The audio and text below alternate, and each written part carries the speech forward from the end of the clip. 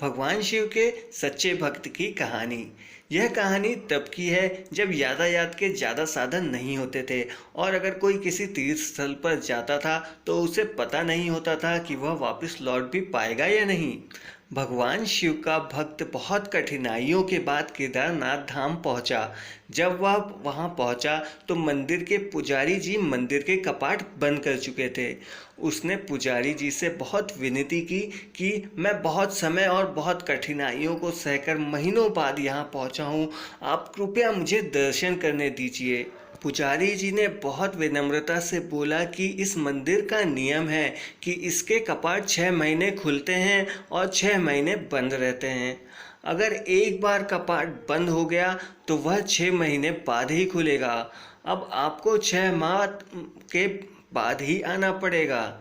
यहाँ पर जीवन बहुत कठिन है क्योंकि यहाँ बहुत ज़्यादा ठंड पड़ती है, आप यहाँ नहीं रह सकते। इतना कहकर पुजारी जी वहाँ से चले गए। भगवान शिव का भक्त उनका नाम स्मरण करने लगा। प्रभु, आप तो जानते हैं कि मैं कितनी श्रद्धा भावना से यहाँ पहुँचा हूँ। रास्ते में आने वाली कठिनाइयों के बाद भी मेरा मन विचलित नहीं हुआ क्योंकि मेरे मन में आपके दर्शन की लालसा थी। उनकी आंखों से आंसू की धारा बहने लगी। उसे भूख और प्यास भी लगी थी। कुछ समय पश्चात वहाँ एक साधु बाबा आए। उन्होंने उसका हालचाल पूछा। शिव भक्त ने अपनी सारी व्यथा सुना दी। साधु बाबा ने उसे पीने के लिए और खाने के लिए भोजन दिया। उसे हौसला दिया कि मुझे विश्वास है कि कल मंदिर के कपाट अवश्य खुलेंगे। साधु बाबा से बात करते करते कब शिव भक्त को नींद आ गई उसे पता ही नहीं चला। सुबह जब सूर्य के प्रकाश से उसकी नींद खुली तो वह क्या देखता है, पुजारी जी पूरी मंडली के साथ कपाट खोल रहे थे।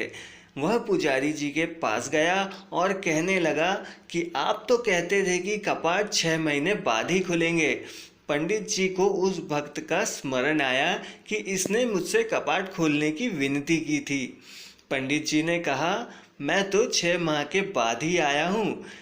फिर शिव भक्त ने पंडित जी के जाने के बाद एक साधु बाबा से मिलने का पूरा प्रसंग सुनाया। पूरा वृतांत सुनकर पुजारी जी स्तब्ध रह गए। कोई 6 माह तक बिना किसी साधन के इस ठंड में कैसे जीवित रह सकता है। पुजारी जी उस भक्त के चरणों में गिर गए। वह कहने लगे कि कितने वर्ष बीत गए इस मंदिर में सेवा करते, लेकिन कभी प्रभु के दर्शन नहीं कर पाया। लेकिन तुम्हारी आस्था सच्ची थी। तुम्हारी पुकार सुनकर भगवान शिव न केवल स्वयं तुम्हें भोजन पानी देकर गए, बल्कि भोलेनाथ ने 6 माह के कालखंड को योग माया से एक रात्रि में ही समाप्त कर दिया। सच ही कहते हैं, ईश्वर की भक्ति इतनी सच्ची आस्था से करो, अगर कष्ट तुम पे हो, फिक्र ईश्वर को हो, भक्त को कष्ट से कैसे डरना।